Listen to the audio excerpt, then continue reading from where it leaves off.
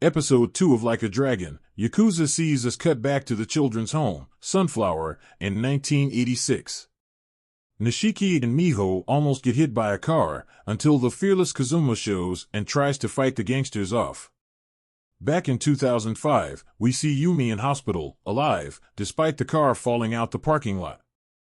She fires her gun as a warning, and as the ambulance shows up, the goons, presumably from the Omi Alliance, scarper. Yumi, meanwhile, collapses. Kazuma returns home and gets dressed up in the familiar suit we've become accustomed to seeing from the games. He effortlessly beats down a couple of goons before we catch up on what's happened since Kazuma has been behind bars. 2 years back, the second in command of the Tojo clan and some of his men were found murdered in Kamurocho with an inverted pentagram carved on their skin. This is the work of an infamous killer called the Devil of Shinjuku. It's potentially the guy behind Aiko's heist too, and Aiko is Yumi's sister, so this is personal for Kazuma. Back in 1995, we see more of Kazuma and Nishiki initiated into the Dojima clan after proving their worth. They work as security detail, keeping quiet and generally enjoying the slight benefits of being part of the clan, especially as people show them a bit of respect and keep a wide berth in the streets. Yumi starts to become more accustomed to her role working at Serena. However, she has a moral conscience and has a hard time preying on men who have had misfortune. This doesn't play well with those in the club, especially the head hostess, who reminds Yumi that she needs to work hard in order to pay her debt back. She's certainly not going to walk through this. Yumi is encouraged to get some alcohol down her and open up to clients, but at that moment we see the other extreme of this as Miho drinks too much and passes out. The reason for this is all tied in with the construction of Millennium Tower, which is propositioned to those in Tokyo as a great prospect at the club. The Dojima clan have their eyes set on this, and Dojima turns to an American businessman called Edgar Beale for help with this endeavor. He initially refuses, quite nastily too, prompting the Dojima clan to turn toward Kazuma and Nishiki to get even.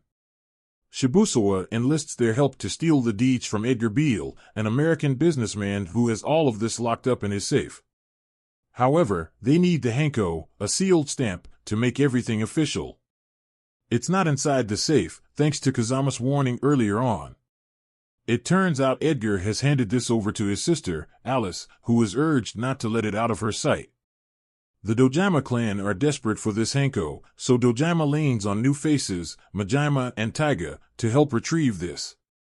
There's no love lost between Kazuma and Majima, but the former is warned away from them given the pair have been killing ever since they were kids. Nishiki is rattled.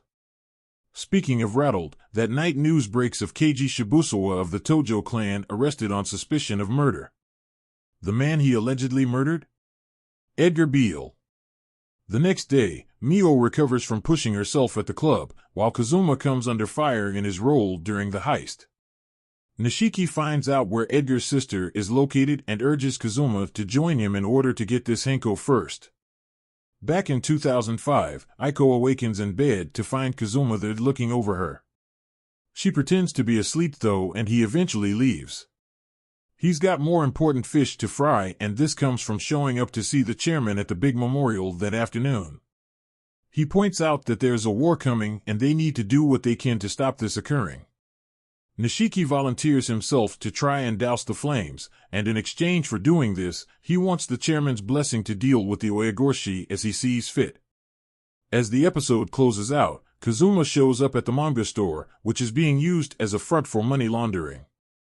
Aiko is here and she eventually hightails it when the Devil of Shinjuku arrives and causes chaos. The little girl hides in the bathroom, but thankfully Kazuma works to get her out, away from the devils as they show. However, an explosion rocks the place, leaving question marks over who survived. So the drama escalates here as the clan war looks set to spark into action at any second.